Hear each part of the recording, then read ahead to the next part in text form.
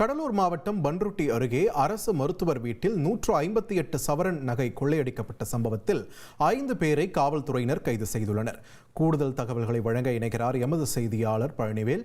பழனிவேல், வணக்கம். இந்த கொள்ளை விவகாரத்தில் 5 பேர் கைது செய்யப்பட்டிருக்காங்களே, அவங்களுடைய பின்னணி என்னன்னு தெரிய வந்திருக்கா? விசாரணையின் அண்மை தகவல்கள் என்னென்ன? வணக்கம். பன்ருட்டி அருகே புது பிள்ளையார்குப்பம் பகுதியைச் சேர்ந்தவர் ராஜா. இவர் விழுப்புரம் அரசு மருத்துவக் கல்லூரியில் மருத்துவராக பணியாற்றி வருகிறார். வீட்டின் கீழ்த்தளத்தில் மேல் தளத்தில் ராஜா குடும்பத்தினர் வசித்து வந்த நிலையில் அவரது தந்தை வீட்டின் கீழ்த்தளத்தில் வசித்து வந்தாங்க.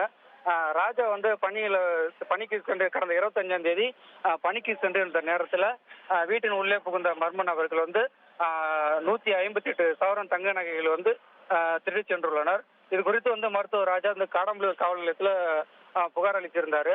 சம்பவத்தின் புகாரின் பேரில் போலீசார் வழக்கு பதிவு செய்து மாவட்ட எஸ்பி ஜெயக்குமார் உத்தரவின் பேரில் 3 தனிப்படைகள் அமைத்து பல்வேறு இடங்களில் உள்ள சிசிடிவி காட்சிகள் மற்றும் அந்த டவர் லொகேஷன் அடிப்படையில் போலீசார் குற்றவாளிகள் தேடி வந்தனர்.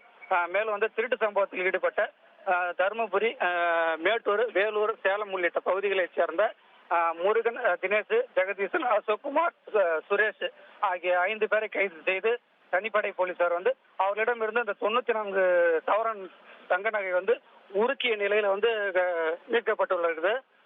5 செல்போன்கள் மீட்கப்பட்டிருக்கு. திருட்டு சம்பவத்தில் பயன்படுத்தப்பட்ட சொகுசு கார்கள் மீட்கப்பட்டிருக்கு. மேலும் இந்த சம்பவத்துல தொடர்புடைய 2 வரை போலீசார் தேடி வருகின்றனர். மேலும் நகை எங்கு உருக்கினார்கள் என்பது குறித்தும் போலீசார் தீவிர விசாரணை மேற்கொண்டு வருகின்றனர். நன்றி பழனிவேல், உங்கள் விரிவான தகவல்களுக்கு.